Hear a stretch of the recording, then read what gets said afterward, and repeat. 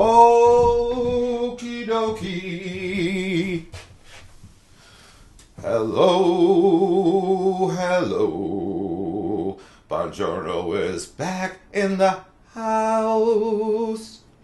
Back in the house on a Saturday morning for a lecture that should have been done by like Tuesday, maybe Wednesday at the most, So, by way of excuse, by way of explanation, Buongiorno has not been feeling well. Somebody with the constitution of the mighty Thor has been laid down by a sinus infection. That is not COVID. Not COVID. Don't worry. It can't be. And even if it was, it's like, I don't think it can be transmitted via YouTube yet. They're working on it, though. All right, they're working on it. And for all intents and purposes, maybe it is being transmitted by YouTube. I'm not sure. But having said that, Buongiorno has been back and forth to the doctors and been on different regimens of these little trinkets called antibiotics. This one, I don't even know. This one, there was one I can't even remember. But they don't seem to have, any lasting effect. And basically, Buongiorno's got about 8, and then I gotta use, this stuff. Gotta use this stuff. Like saline spray. It's like, if you saw my kitchen right now, it's kind of like Rite Aid. Or at least an aisle of Rite Aid. And, of course, Buongiorno's primary, says, oh, well, I'm going to send you to an ear, nose, and throat guy. And it's like, when? It's like, oh, the earliest we can get you in is November 12th. So it's like slogging through concrete. It really is, But I have my own theories about this. It's like, I think that I have theories about it, but I don't want to really get into it right now. But having said that, I'm trying to do due diligence and get this up on the bird. This one's probably going to get up by tomorrow night. That would be Sunday, so you can at least get to watch it by Tuesday. Image Theories is probably going to have to go out the night before. But in our pandemic-ridden weirdo simulacra matrix age, it's like, you gotta just deal the hand you've been dealt. So, with no further ado, let's get up on what we need to get up on and get to some bullet points here.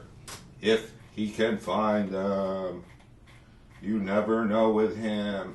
They're not in this PowerPoint. They are in this PowerPoint. Sent out an email early in the week concerning media scans. Media scans are what? Media scans are basically the college equivalent of show and tell. But you want to bring in media-related things, right? Either if you're a media maker, we want to see some examples of something that you might do that, and we've already seen several of those, right? People that have done, videos and uploaded them. So that could be a media scan. What else could be a media scan? All right. Media scan could be some app that you use that for whatever purpose. But I would say go original. It's like, I don't want to know about Snapchat. It's like, nothing against Snapchat. I love the bunny ears kids. I love the raccoon. I love the, old guy with the missing teeth. But it's like something a little more kind of off the beaten track that other people might not know about that you use. And in the past, it's like, we've had some really fun ones, too. I remember, I think it was last year, it's like, this guy did a present on a dating app that he was using, and he made it really funny. And so, it's like, this is a very, very open thing, all right? It's like, but, but we used to do them in a brick and mortar setting where, you sit in the class and then, people say things. Unfortunately, we don't have that luxury, so what are these supposed to look like? They're going to go on a thread, which is already up on Blackboard. It says, you'll upload your material as a reply, okay? Whether it be a Word doc or a PowerPoint slide or a combination or a link to a video, all right? Basically, what I want with this is, I don't think it's really hard to wrap your heads around this, all right? Because people are asking me, how many pages, how many blah, blah, blah. It's like, enough. Enough, whatever, it's like, think about it in terms of like a 5 to 7 page presentation, okay? 5 to 7 pages is not a lot of time. It's not a lot of real estate. So what's required from you is not going to be a lot, I would say, if it's going to be like a Word doc, just give me an outline of something like this is what I do with a link to something, that would be fine. Page and a half with some PowerPoint slides or a video presentation that you upload to YouTube or whatever, but please, let's not get into all the these arcane platforms where people, basically have to sign their name in blood in order to get onto the site. It's a nightmare. All right. So something that's easy to get to and access for everybody. And then there's a schedule and you should have read it by now. All right. It's been posted, in the basement of the mechanical building at Broome, right underneath this one big funnel that they use to take out asbestos. It's there. It's there's no light bulb down there, but if you go down there with a flashlight, someone might be able to get you down there if they're around. All right, but it's posted down there, so you should have no problem getting access to it. The guidelines, and then we'll just go from there. And remember, it's you're going to post, if it's your week, you're going to post by Friday at a reasonable, it's I'm not going to be 11:59 and 59 seconds. I'm not going to go by Greenwich Mean Time. I'm not going to check the atomic clock in Greenwich, England for when this thing goes up. Just put it up on Friday, sometime, when normal people do things, It's I was looking at a Facebook post by a peer of mine who was talking about, he was saying that he told his students they were meeting at 10 o'clock one day, and one student asked AM or PM. It's AM or PM. It's come on. Please work with us. Work with us, So there's the media scans coming up. Couple people coming up this week, so know who you are.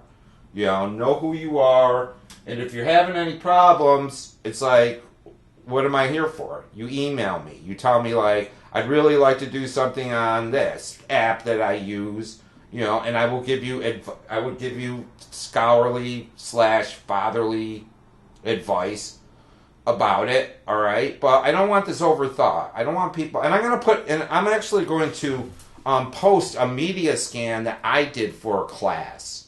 All right, I'm going to do that. I've just been exhausted, and whatever. I'm going to put up a media scan that I did for a graduate class of a video that might end up being a double-edged sword because it's I don't want to, not that I'm great, but you might be oh, it's I got to do all that. It's no. So maybe I won't. Quiz. Guess what, folks? We're going to have a quiz, which for some of you who are still missing high school a little bit, and having nostalgic feelings about that, it will make you feel comfortable, that we're finally getting to a point where we're going to have this quiz. The quiz is going to be on what? The quiz is going to be on chapters 1, 2, and 3 of the Hanson Manual. The Hanson Manual on Mass Communications. Remember, there is a website to go to that will have all the questions for chapters 1, 2, and 3. And you will have access to that. And you will have access to the answers. So all you're going to have to do is study the questions study the answers, and then basically it's a memorization game, folks. It's just a memorization game. But, if anything, it should lend itself to actually looking at the material and actually reading the material of the chapter in order to understand what you're actually answering. I don't know what it's going to look like yet. I know one thing. In the past, people that studied knock it out in like 3.5 minutes. They just knock this thing out. They throw it like a paper airplane at my desk. It usually doesn't land where it's supposed to, and then you're done. And then you get 100. If you don't look at the stuff, you usually get these abominable grades. Just like things that would make you really worried. But, it's like, this isn't like brain surgery. All right? You're going to have access to those. And I guess what I'm going to probably end up doing is on the 27th, at the start of class, in order to forego any kind of Blackboard, Zoomy, weird things, I think it's going to be very, very basic. I'm just going to send it out in an email attachment at the beginning of class.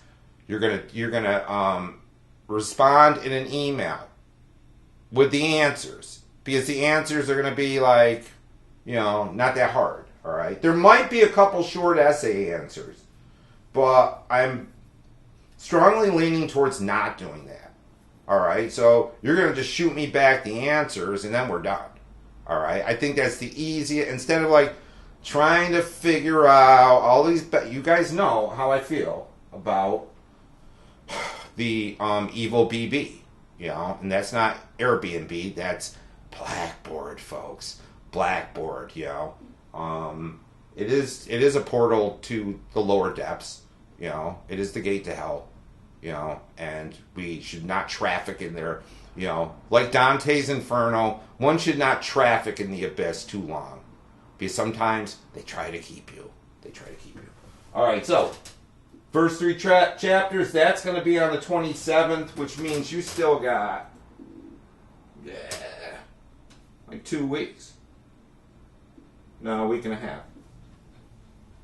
Wanted to talk a little bit about the guest speakers that are coming up after. Both of them will be after the Thanksgiving break. And we're going to get into this book, Evaluating Media Bias, by Adam Schiffer. He's from Texas Christian University. Of the book, it says, media bias has been a hot-button issue for several decades, and it features prominently in the post-2016 political conversation, yet it receives only spotty treatment in existing materials aimed at political communication or introductory American politics courses. Evaluating Media Bias is a brief, you should like that, brief supplemental resource that provides an academically informed but broadly accessible overview of the major concepts and controversies involving media bias. Adam Schiffer, who's going to be our guest speaker, explores the contours of the partisan bias debate before highlighting the more consequential shortcomings plaguing American political news. He also takes an in-depth look at the media's role in the 2016 Republican primary and discusses the most notable news controversies that arose in the aftermath of the general election. Engaging and informative, this text reviews what we know about media bias, offers timely case studies as illustration, and introduces an original framework of unifying diverse conversations about the shortcomings of political news, evaluating media bias, arm citizens with the tools to detect bias and evaluate both news and news criticism, thus enabling them to join the national conversation about the state of American news media, blah, blah, blah. Some of you at this point might not even know what bias is, but we'll get into that. But I believe that most of you who have not been living in a cave know a little bit about bias. But what Adam Schiffer wants to do in that book is really talk about our preconceptions of what bias is, and he's going to put some myths to rest that we have. or that your boomer parent or your boomer grandparents have about the biases. All right, we're gonna put some of the myths that are walking around in their heads, probably to the day that they pass along. You're gonna actually like get a red pill, and information about bias, that's real, not fake news, not false reports funded by blah blah blah, none of that, by a guy that doesn't have any skin in the game, that does work and is smart, and is knowledgeable and does research, So we're gonna do that. We're gonna have him, and then we're gonna have Mr. Keith Kelly. Mr. Keith Kelly, who is a media columnist for the New York Post. All right, Mr. Kelly has so graciously, and that's going to probably be the first or second week in December. While things are kind of trailing down, and but Mr. Kelly is a media columnist for the New York Post. Now, if you don't know what the New York Post is, you should. All right, because anytime that you walk in to a convenience store, 9 times out of 10, anywhere in this state, and probably in most of the bordering states, you get you can get the New York Post. It's like, so there's a lot of people like reading this thing, and he writes for it. All right, New York Post, major paper. We talked about the fact that it's it is the Post. But Mr. Kelly, I was looking at some of Mr. Kelly's columns, and Mr. Kelly is really good. He's really good, and he should be really, really, really informative. And that's that. So we got guest speakers coming up. Next meetup. Remember, we had the mid-semester break last week, and so I decided, well, it was just the rule to cancel class, but because we had the day off, it was like there was no point in getting together. But we are getting together this coming week, at 9:30. Be there with bells on, and be prepared for lots of like fun and hijinks and dancing bears and clowns and all kinds of hijinks. All right, so that's that. What should you be doing in the meantime? What am I doing in the meantime? We're a little bit behind in the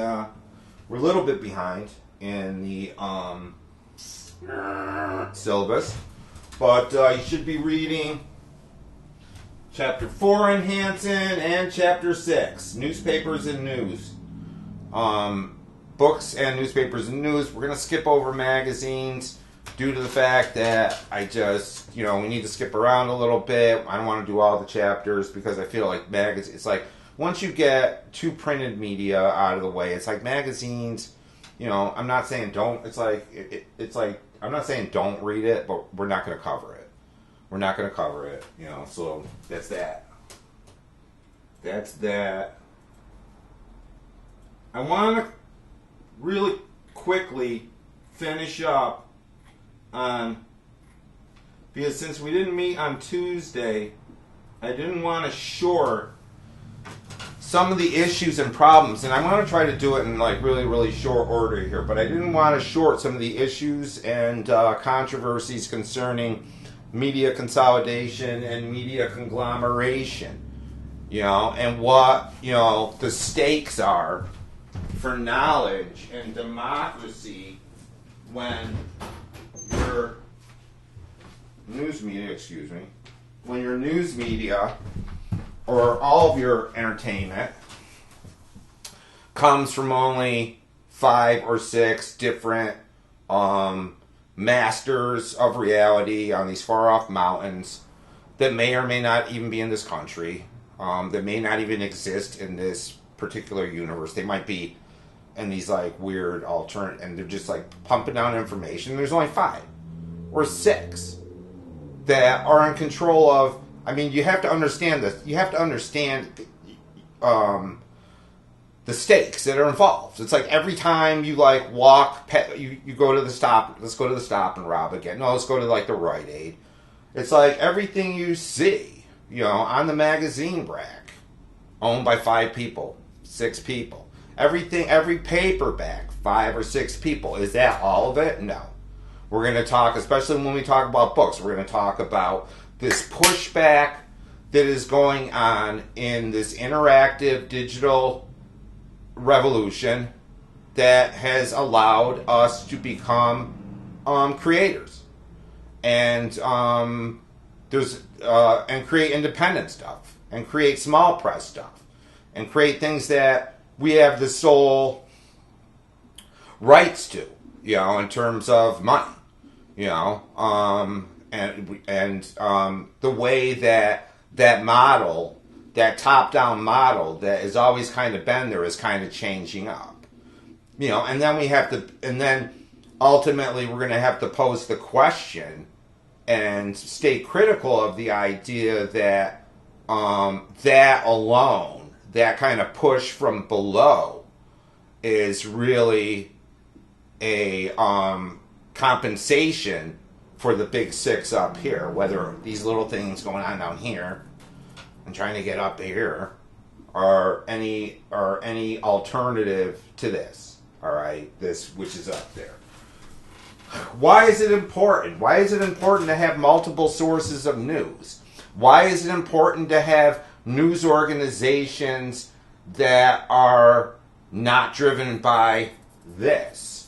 Why is it important to have news companies and news organizations that are not owned by the manufacturers of iPhones or a platform or something else, or some manufacturing concern in Hong Kong, as opposed to just being like news for news sake? There's a lot of issues with this. Why is it important? Well, the Federal Communications Commissioner at the time, John Adelstein, said the public has a right. All right, we have a right to be informed. All right, by a diversity of viewpoints, different viewpoints. All right, not 2.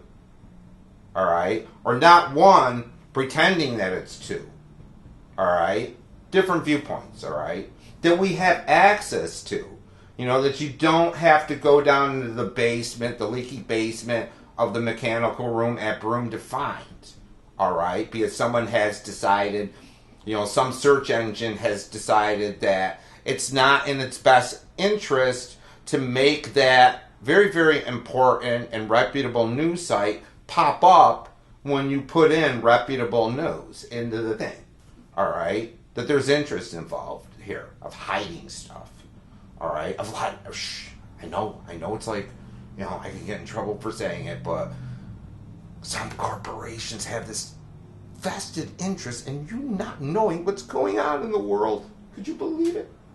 Diversity, but all this, it's like all of this kind of got embedded in this document that most people, once again, it's a document that is very, very hard to get to, and it's kind of like down in the basement of the mechanical building, like with water stains all over it, that people seldom read anymore, or care to, but like to talk about it a lot. People like to talk about it a lot, without like reading it. And it's this little thing, this little ditty that somebody just dashed off on a napkin, in Convention Hall in PA one day. It's like in Philadelphia, a few guys got together and said, "Hey, let's like screw around." There's this thing called the Constitution of the United States. All right, the Constitution of the United States that has had its issues, concerning people wanting to basically, kind of like use whiteout and white certain things out on it and write little things in on it, or ultimately, some public officials, kind of give it the same regard as the TP in your lavatory. Okay? That's about the regard that they give this thing. However, these guys back in 1776 decided that we needed certain rights, things called rights. All right, and one of these rights was this right to the freedom of a press. All right, that because up to that point they had pretty much had. It's like usually initiatives come out. When do they come out? Usually initiatives come out. Usually you do something of a positive nature when you've been hit over the head with the other alternative.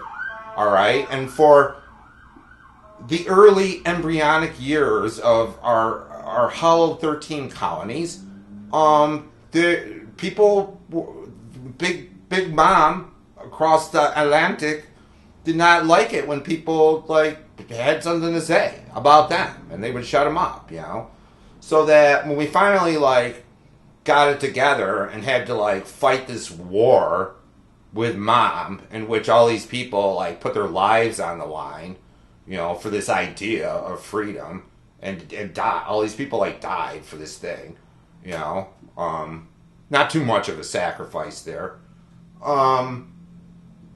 They decided that they wanted something different. They're like, I don't want to go through that again. It's like, let's do something. It's like, let's do something that won't put people through all the crap that we just rebelled against. Let's put something out there that's like really about like treating people right, treating people equitably, giving people the proper information, and giving them freedom to say what they want, because we've had a muzzle put on us, for all these years. So they wrote this thing, and in it there was this whole idea of freedom of the press. And Thomas Jefferson, along with many others, learned men, guys that were reading, and women were reading. We can't like discount the fact that, for instance, John Adams' wife, and in this like in that age when there was no feminism, was one of his like most trusted. Abigail Adams, very very intelligent woman, would tell him what to do, and he would listen to her, So there were people thinking about this, people thinking about this and thinking about the press, and Jefferson, went as far as saying, I can't remember the quote right now. We're going to get to that when we talk to the press, about the press. I'm not like, Brainiac 5, the smartest man alive here when I'm like barely alive. The public has a right to be informed by a diversity of viewpoints so they can make up their own minds. We can make up our own minds, we are like given this education, to start being able to like make these distinctions between, freedom and enslavement, between, what's an equitable situation, morality, what's decent, what's reasonable, what's reasonable, what should be your expectations, living in a sovereign nation and paying taxes everywhere you go. What should be your expectations from your country of origin in terms of overall standard of living, how you're getting treated, whether you're like knocking on death's door or not, whether you have proper health care, whether you have clean sanitation and clean services. It's like, this is what all of your parents and everybody pay these taxes for every year. Taxes. It's like this money that, you get this paycheck, all right? And I'm sure some of you have experienced this at this point. You get this paycheck thinking that, especially some of you newbies in the game, you go to, and it's your first job or your second job, and you go to these places and you fill out this thing. They bring out this stuff in the beginning, some asshole with a name tag on, named Chad, brings out all these papers you gotta sign. And what are you signing? You're signing these documents that are saying that for every hour that I work, at Chick-fil-A, Cleaning out the fry degreaser. I need to, for every hour I do that, I need to give a certain part of this back to this uncle of mine that I didn't even know I had by the name of Uncle Sam. And then, also, like, this other entity, that, I go to for a driver's license called the state. So there's this money that they take out of my supposed hourly wage, and I put it in the thing, and then it's gone. When I get the check, it's kind of like, what the hell happened to all my money? And then you see this, like, and if you, like, hazard to, like, look at the other side, they show you where they put it, all right? They show you where they put the money, okay? Now, that money is supposed to be used for things, all right? That's why you pay it out. That's why they take it. That's why people, like, argue about how much, blah, blah, blah. And that money is supposed to be allocated to what? This general fund to, like, make sure that, for instance, when you're driving down the street or you're driving down 17 to get the broom, the bridge doesn't collapse, or when you walk out onto your street, there isn't like 5 weeks of like garbage, or that when you mail a letter and you put it, a real letter, and you go to the post office, you can put it there, that with somebody's name on it, it's going to actually get to the person whose name and address is on there, as opposed to, some guy in Algeria, via like passenger pigeon. All right. All this money. Right. So there was all this. So this whole idea of like infrastructure, back to this. So this whole idea of like, so all of these ideas and principles that are built into this Constitution are more, they're not as much infrastructural stuff as they are, like rights to like, these guys sat down and were like, what does a human being really need to be a healthy human being? And how can we like, and what role do we need to play in that? What role do we need to play in that?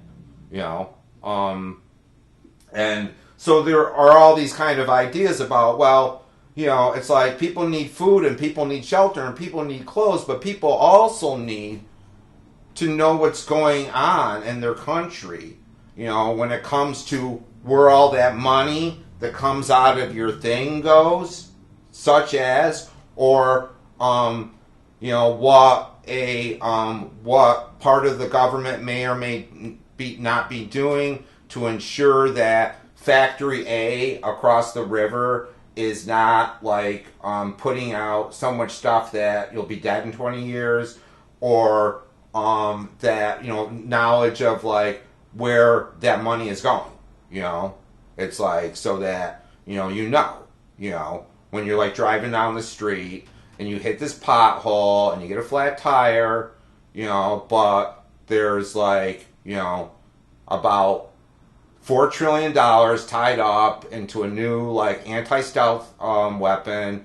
You get to know where the money goes. All right, freedom of information.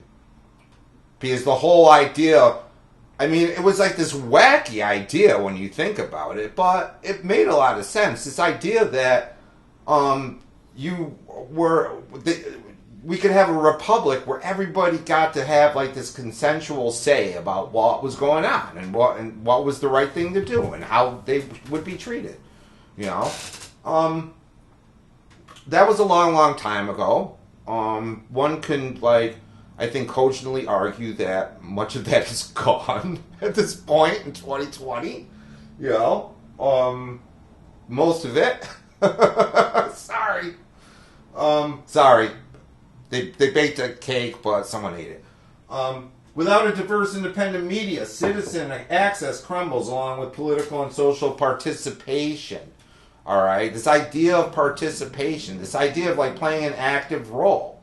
And not just at the ballot box every 4 years, but to like be engaged, to go down to the town council meeting, because there's something going on with, they haven't like fixed the sidewalks on your block in like the last 26 years, or to go down to the village hall meeting, and talk about, how we can make things better, to be like this active participant, because all of these things, literacy, a free press, media literacy. They all come together in what constitutes a democratic human being, or a democratically shaped human being. That has an act because he or she is getting the right information, and because that person has an ample amount of time to actually go to something like the public town meeting. They're not like working 8 jobs in order to like not get evicted. All right. There was this whole idea that it would foster engagement. All right. A free press would foster engagement. It was all like kind of set up to be all this kind of holistic setup, and and we'll talk about why it went down the river. For the sake of democracy, we should encourage the widest dissemination of free expression through our media. The widest dissemination of free expression through our media. What does that mean? It's like, what's a wide dissemination? Is it 2? It's like, think about it. When you have decisions being made about your life, your health, your safety, what you're allowed to have, how you're allowed to live, do you want to hear from 2 people or do you want to hear from a whole bunch of different people? All right. And we also need to talk about the ways in which, by some weird sleight of Orwellian hand, a lot of things that were considered reasonable, sociological, political, and economic viewpoints at another time, let's say like around the 30s, 40s, and even like the 50s, why we have to start to understand why certain totally reasonable political and social political viewpoints became unreasonable and scary, and a whole apparatus that made certain systems of living evil, equated with like the Prince of Darkness. But just 70 years ago, they were pretty reasonable. All right, and we all know what that's about. We all know what it's about. We talked about conglomeration, the increase in ownership of media outlets by large non-media companies. Now we're not just talking about media moguls, right, like Viacom or Comcast buying up the stuff. Now we're talking about people like, people that manufacture other things, all right? So that we have to, with conglomeration, we have to understand that it's kind of consolidation, but worse, all right? Because now it's not even about media. Now it's about somebody that has all these vested interests in all of these different consumer goods or objects or other concerns that the media apparatus that they own. For instance, let's say that you own a car manufacturer. All right, you own a car manufacturer and you got slapped on the hand because you decided that things like emission standards, like the amount of the carbon that comes out of your car, wasn't a big thing. So you started to do you played these little games to save money and not live up to emission standards, right? And then you got slapped on the wrist. The government found out, someone came in and said, hey, wait a minute.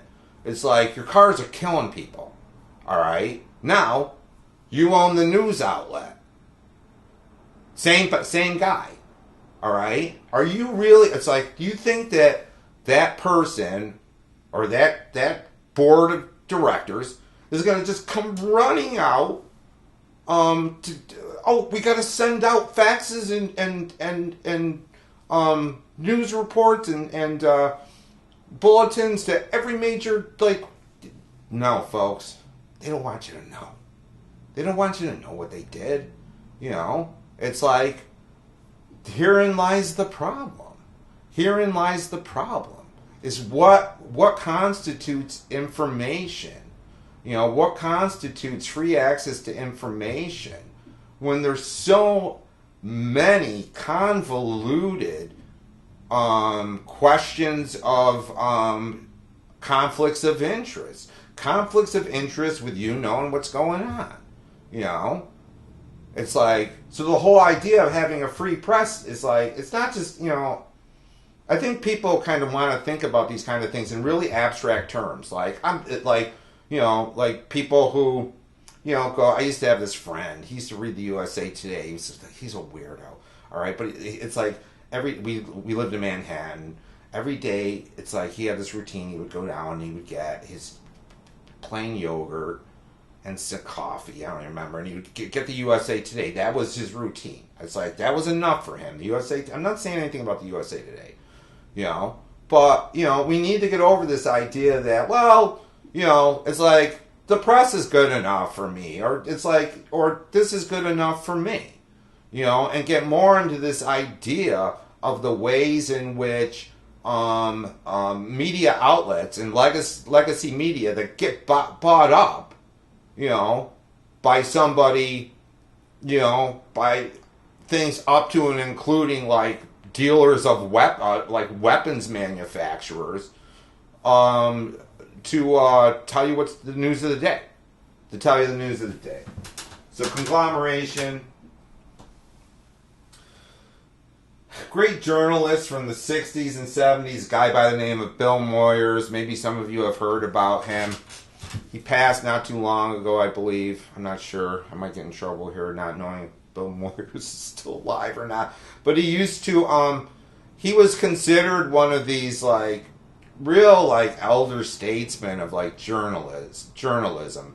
Like, one of these real integrity people that, had this vested interest in this idea of like, he actually cared more about the public than his editor. I think that can be safely said, or whatever. And he would and he felt he had this thing called a vocation, all right, and a conscience. He had this thing.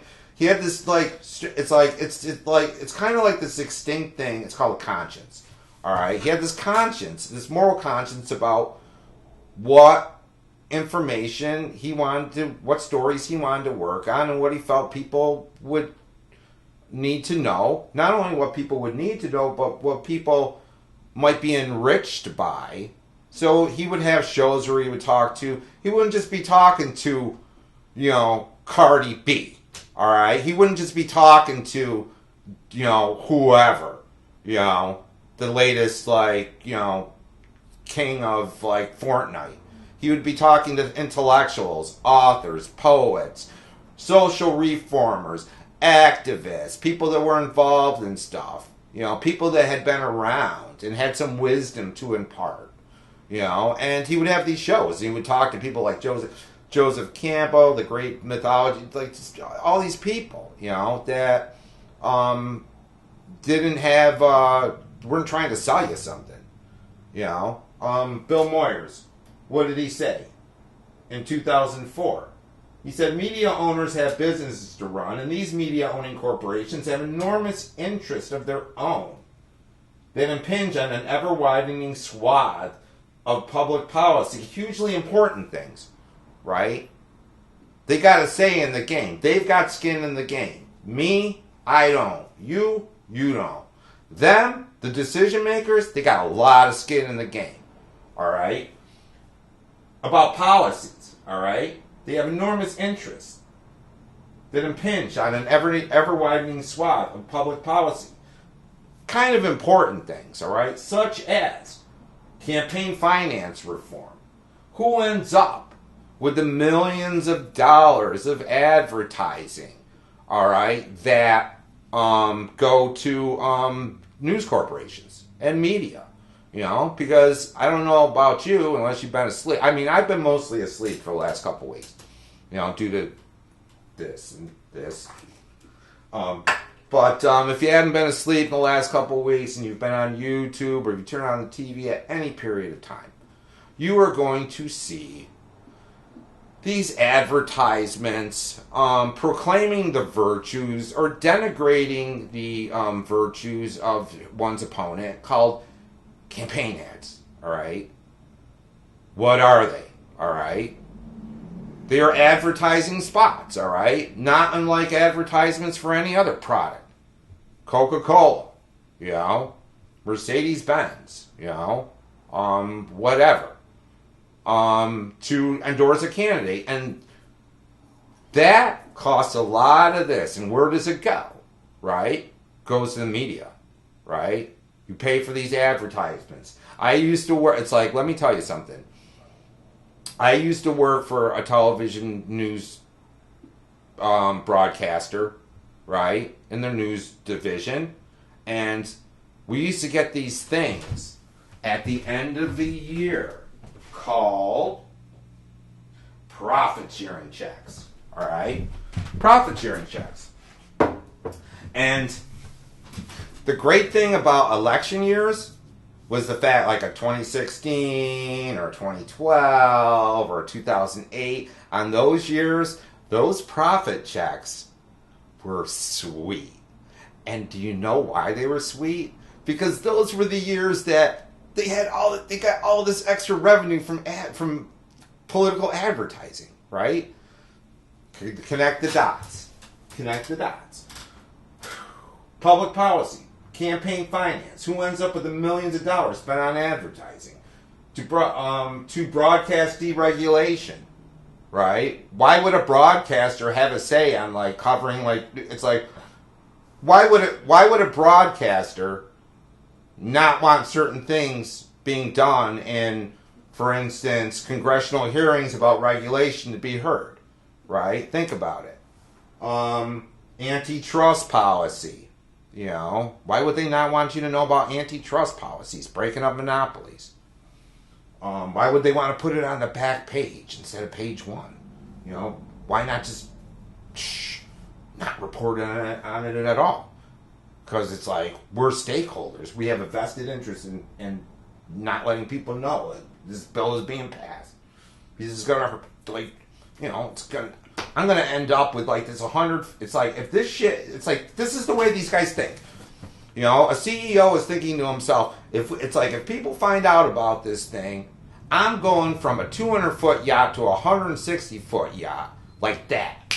You know? And that's what motivates them. You know? Let's not kid ourselves about this. Antitrust policies, virtually everything related to the internet, intellectual property, globalization, and free trade, even to minimum wage, affirmative action, and environmental policies. Minimum wage,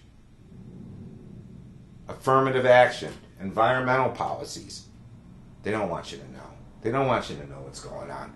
You know, they want to deregulate. They want to deregulate as much as they can. You know, they want to pay you as little as they can get away with. And they want to hire whoever they damn please. You know, whether they're racist, whether they're sex. They just want to have control of the game. And all of that information that's out there concerning these policies and these attempts at legislation, it's like, basically, if they had their way, that shit would be down.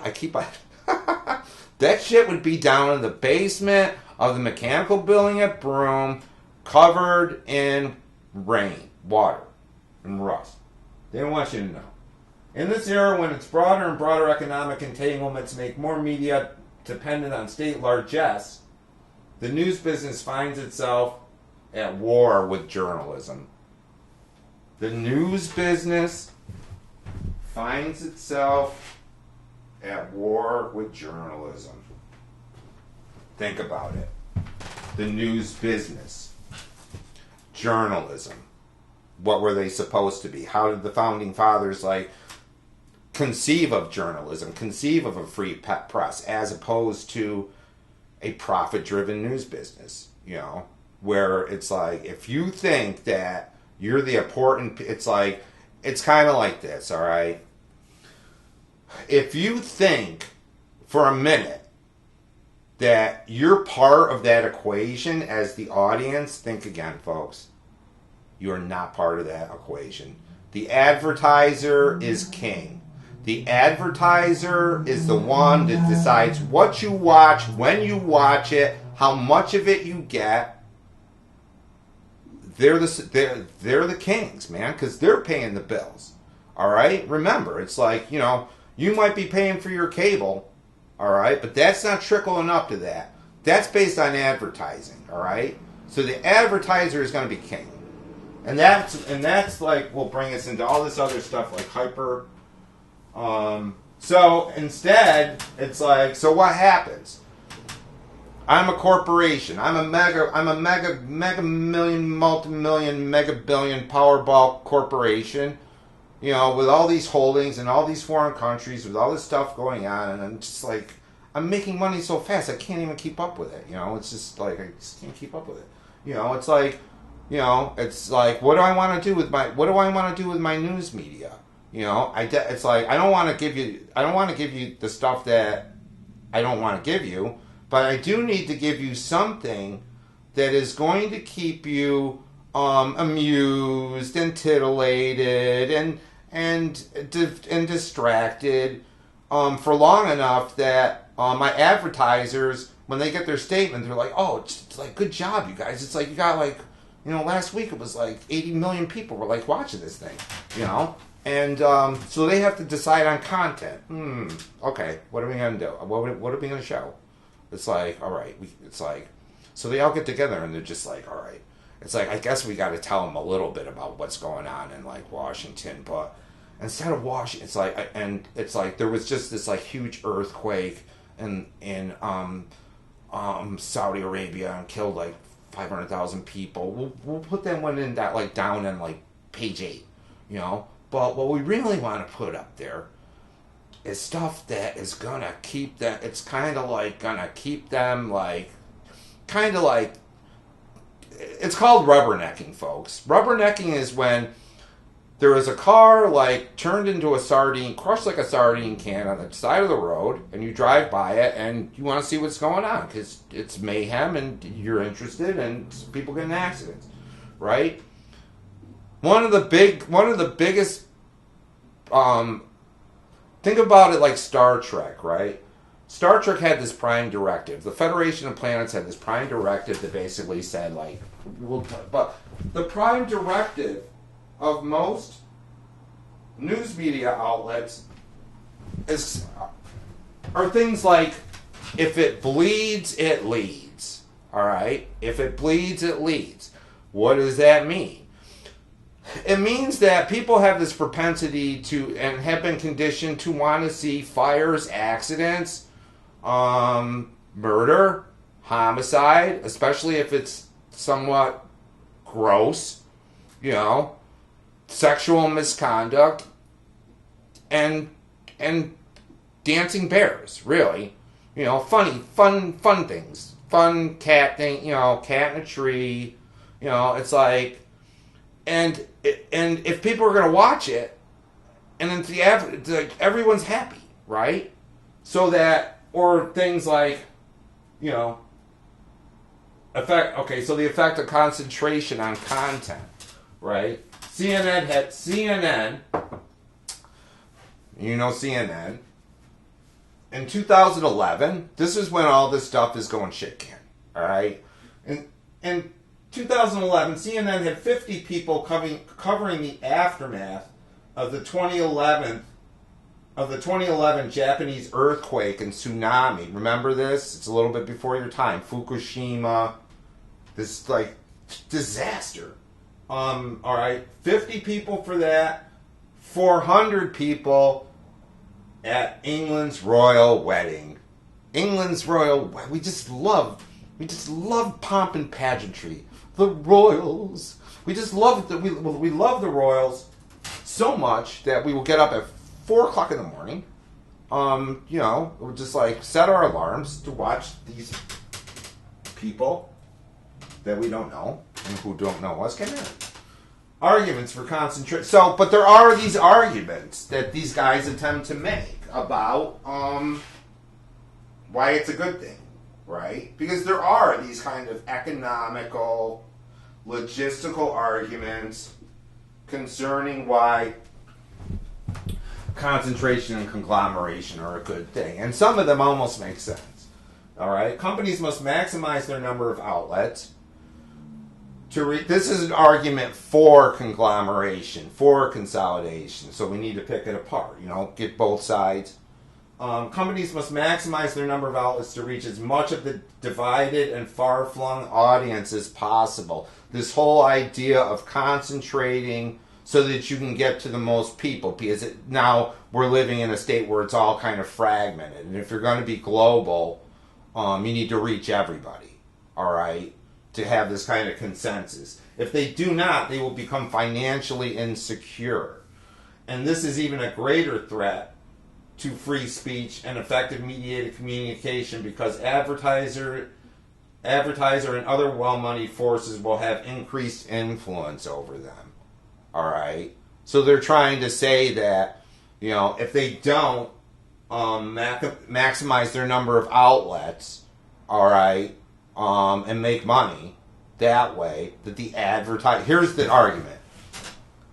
The advertisers will have increased influence over them. All right? Think about it. Think about it. It's like, it's like, how much more increased influence could they possibly have at this point? Is there another level to this thing that we don't know about? When we know about product placement, when we know about like how much of your airtime is like converted into commercials, and how even shows now, it's like let me tell you something. You get up on a Sunday morning and you turn that TV on, and I'll bet you like 9 out of 10 channels are going to have shows on that were not manufactured by that particular channel, that somebody made, gave them this money to throw on. All right? It's not original broadcasting. Sunday mornings is like prime time for all those paid advertisements, everything from like the new back scratcher, the pill that's like is supposedly going to protect you against COVID, to the weight loss program that allows you to like sleep and lose weight, all of that, all of those fine, upstanding people, hawking their shit. That's what they do. All right, so I mean, this argument is like economies of scale. This is another argument. The argument that bigger can in fact sometimes be better. Bigger sometimes is better because the relative cost of operations output declines as the size of the endeavor grows. All right, it's like as the thing gets bigger, it becomes cheaper and cheaper to put it out in more places. All right. Instead of having a small amount of viewers or outlets. This way it's like, you're not trying to, you don't have all this like extra expense going on. You're making one product and you're getting it out to all these different places, as opposed to, having to make all these different products. For example, the cost of collecting news or producing a television program does not increase significantly when the news report or television program is distributed over 2 outlets, 20 outlets, or 100 outlets. Hence the cost effectiveness of having 100 outlets, all right? But here is the other part of this like piece of like, dare I say, logic. The whole idea, and this is covered more in Barron than it is in than Hanson, has to do with just basically these arguments that defensive concentration and conglomeration has to do with economies of scale. For example, okay, we got that. The additional so this is what they're trying to say. The additional revenues from these other points of distribution can be plowed back into even better news and programming. In the case of conglomeration, the parallel argument is that revenues from a conglomerate's non-media enterprises can be used to support quality work by its media companies. All right? So this is the logic, all right? That the more money that we make, All right, and the more money we have, and the more revenue we get, it's kind of like what back in the 80s, and what still gets kicked around is this idea of trickle down economics. All right, and basically the logic is that the more money we have, the more money we can spend on quality programming and put all this resource into upping the quality of the things that you watch because we got the money to do that, right? Does that bear out in practice? Think about it. Does that bear out in practice? All right. When you own a newspaper and you turn and instead of having 80 reporters, you cut down to 20. And you start relying on bloggers, right? Or you've got all these foreign bureaus covering things. Foreign bureaus in, let's say, Iran. Foreign bureaus in, say, Moscow. Foreign bureaus like in Beijing. And then, in order to save money, you start taking those people and you bring them all home, right? You bring all those reporters home.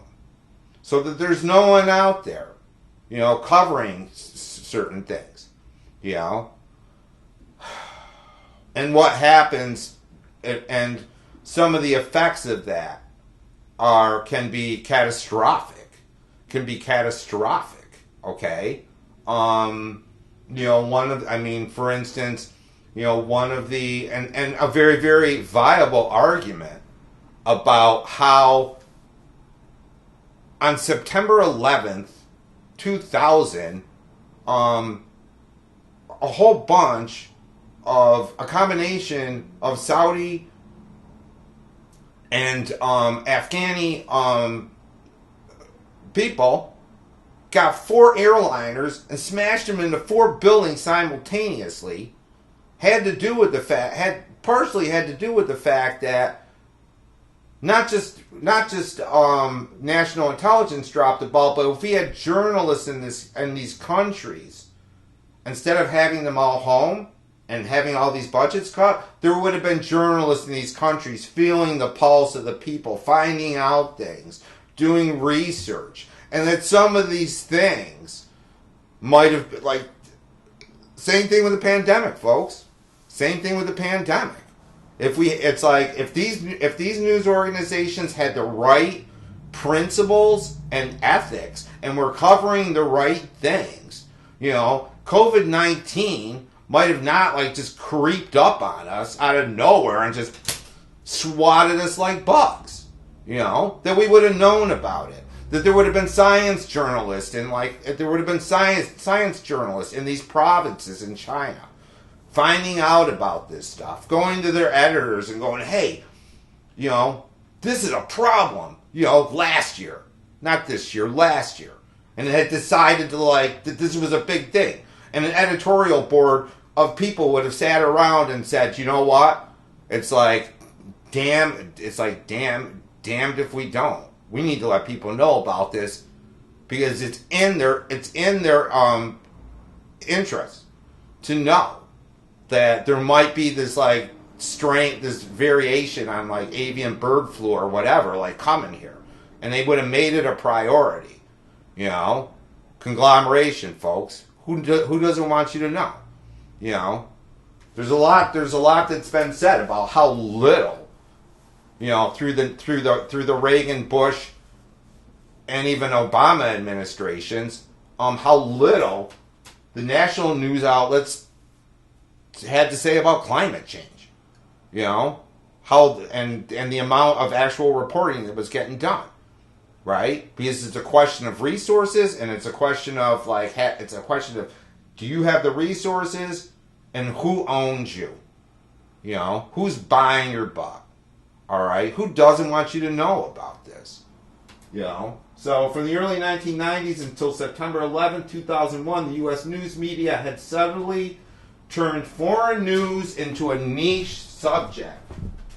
They had turned foreign news into a niche subject. By the end of the 90s, with cable TV and the internet splintering audiences, and media conglomerates demanding news divisions make more money, broadcasters and some publications gradually changed formats. Just gradually. To cover more scandal, lifestyles. I remember the show. Do you guys remember the show with Robin Leach? Lifestyles of the rich and famous. Personalities. Influencers. Cardi B. Lady Gaga. There were fewer shows and pages where hard news, much less foreign news, could find a home. Right? This is Philadelphia, Robert Thomas Ginsburg from the Philadelphia Inquirer Reporter. You know, could 9/11 have been stopped with more robust news? We don't know. We'll never know. You know, but we could have had more tip-offs maybe about what was happening. Because obviously the CIA and the NSA kind of dropped the ball, guys. Kind of dropped the ball on that. Just a little. Corporate agendas. Here's like a little, I don't even know where this came from. Here's a little, Buongiorno, why can't you focus this thing the way you're supposed to?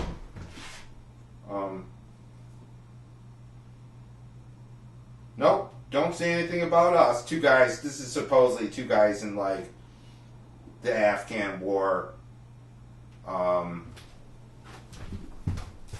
You can see like Tiger Woods saga, Tiger Scan, like the whole idea like that there was maybe we should take up golf. It's like Tiger Woods, if you remember, the famous golf. This is a little dated. The famous golf player was involved in some libidinous mishaps. And the whole idea of running scandal instead of like what was going on with a whole bunch of military and other people. Globalization. This is another aspect of conglomeration, and it has to do with the fact that now it becomes a question of what is called multinational companies.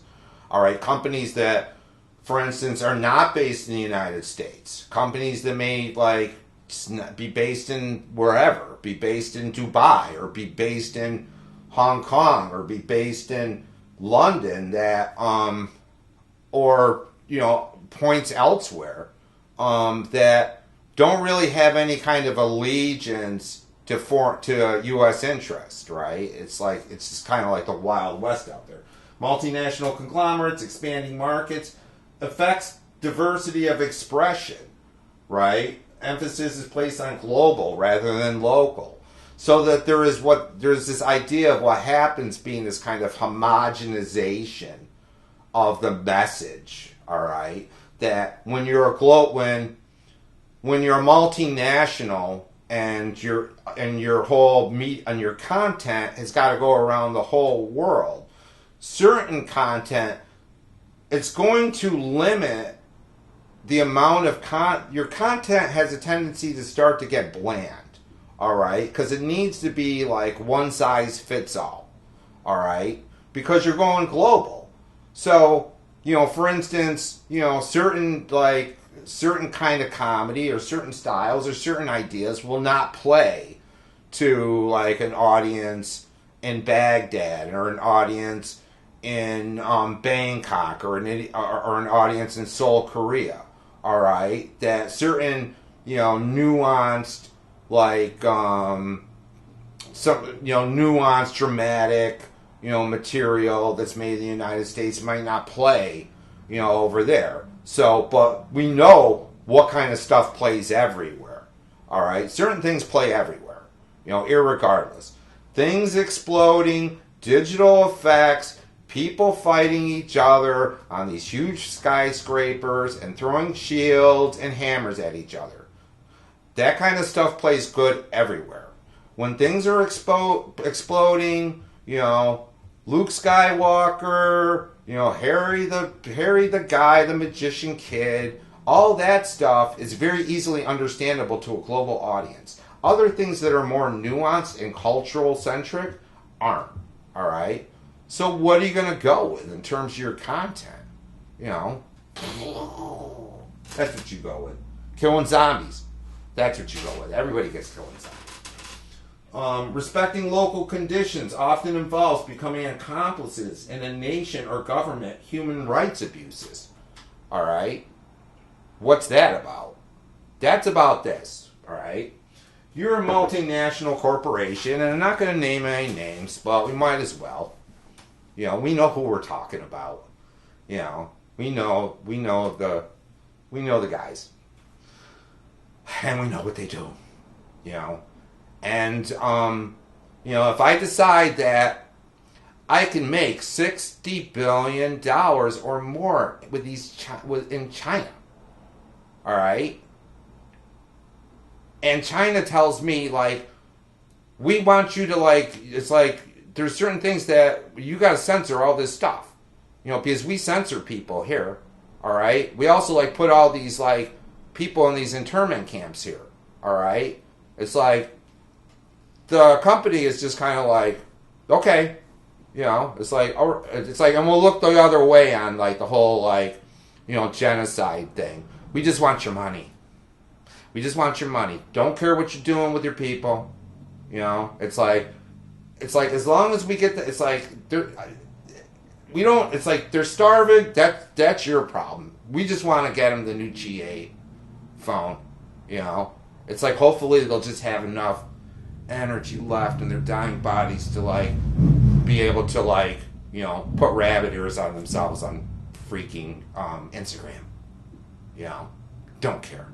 We don't care. You know, and that's what it's about. It's about globalization, about just not having ethics.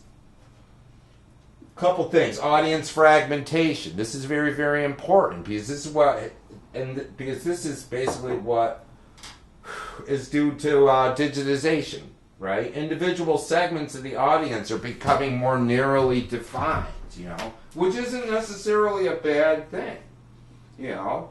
That people are allowed to get into anything from, like, you know, you've got channels now. You can watch shows on fly fishing. You can watch shows on skateboarding. There's all sites for Korean pop or Saudi pop or soda pop or whatever. You know, it's like audiences are becoming. It's like, you know, for instance, back in the day, I remember, like, looking at a news rack at, like, the Oakdale Mall and seeing, like, Left-Handed Golfers magazine. There was, like, a magazine for, like, left-handed golfers, you know. So audience fragmentation, right? Segments of the audience are becoming more narrowly defined, which brings up this other problem with that, and it has to do with this idea of what is called a media bubble. Not to burst your bubble, but a media bubble in which we begin to live in this kind of homogenous culture rather this heterogeneous culture in which we just kind of, like, you know, everything is kind of done for us and our own and customized for us and served up to our own idiosyncrasies, all right, or our own political leanings, you know, and everything is kind of targeted in that direction so that we kind of end up living in, like, this, like, walking mirror of, like, what I like, as opposed to, you know, as opposed to things getting in there that would provide you with the possibility of, for instance, trying something. You know, it's like anything else. It's like you go on an Amazon web search engine, you buy a book, what happens? The next thing that happens, the algorithm gives you 18 other things like that book, you know, as opposed to, you know, you walking through a bookstore and, like, you know, having an open mind and, like, running into this section that you've never been in before and being like, oh my God, there's, like, a whole world in here, you know, in this one aisle that I didn't know about, you know. It's like on Amazon, it's like that don't happen. They keep you in the same aisle, you know, they narrow your horizons, you know, and for some people that's okay. You know, for some people that don't want to challenge themselves, you know, or just want to kind of, you know, it's like whatever. It's like, you know, it's like the guy that liked pancakes, you know, just ate pancakes every day.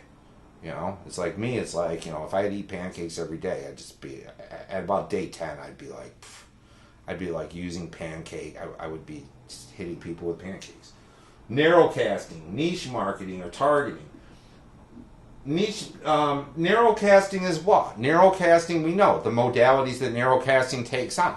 That they actually got it to a point that through like digital cable or the internet, they can like kind of mimic and parrot your interests and target advertisements to you. They've got that technology. They have the technology to like put individual commercials that appeal to you. They can go neighborhood, like broadcast television now can go neighborhood by neighborhood and actually customize the commercials you're seeing, based on your demographics. So you're seeing one thing, you're not seeing a lot else. Targeting smaller audiences that are alike in some important characteristics and therefore more attractive to specific advertisers. All right. So this idea that it's like, for instance, if you live in a neighborhood, where there's if you live in my father my father was not rich, but he did live near the end in one of these gated communities where they had like a golf course. So what would those people be getting in terms of advertisements? Think about it. Or whatever restaurants were around there. All that kind of like targeting, right? Zone casting allows radio stations to deliver different commercials to specific neighborhoods, tailoring things in order to, appeal to their advertisers. It's like all this stuff is not this once again, I need to stress with this. This is not a relationship between you and the broadcaster. This is a relationship. This is kind of like, I don't know. I was going to use like a salacious analogy about relationships, but you don't figure into the equation. Addressable technologies permitting transmission of very specific content to equally specific audience members. This is pretty much a reiteration of that idea.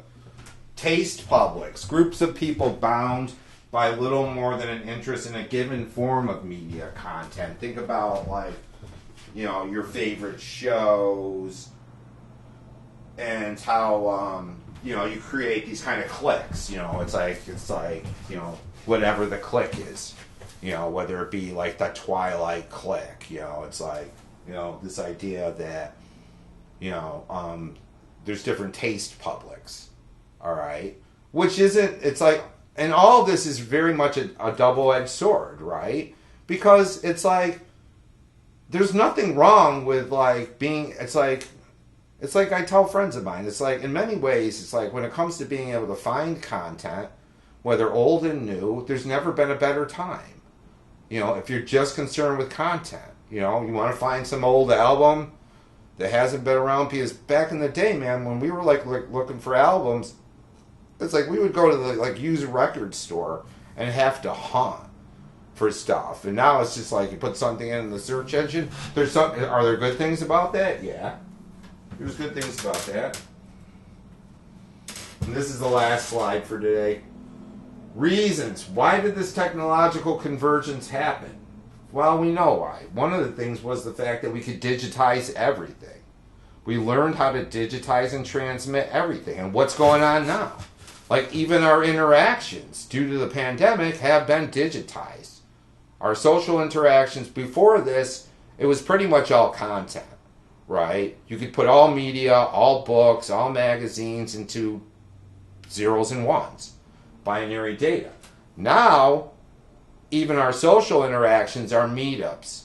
The way that we take in the media. It's not just the media itself now, but the ways that we take in the media has to do with full digitization. High-speed connectivity. They kind of go hand in hand. When you have all this data, you want to have a highway that puts out a lot of it. You gamers know all about that. And bandwidth. Right? Increasing speed, memory, and power improvements allow devices to do more. All right? This is all a lot of what happens. So here's the takeaway here, and this is a hard one to like bite into, but you have to understand that a lot of the technological innovations that have happened in mass media have trickled into politics, economics, religion, medicine, sports, you name it, right? That this change in the infrastructure changes all those other things, right?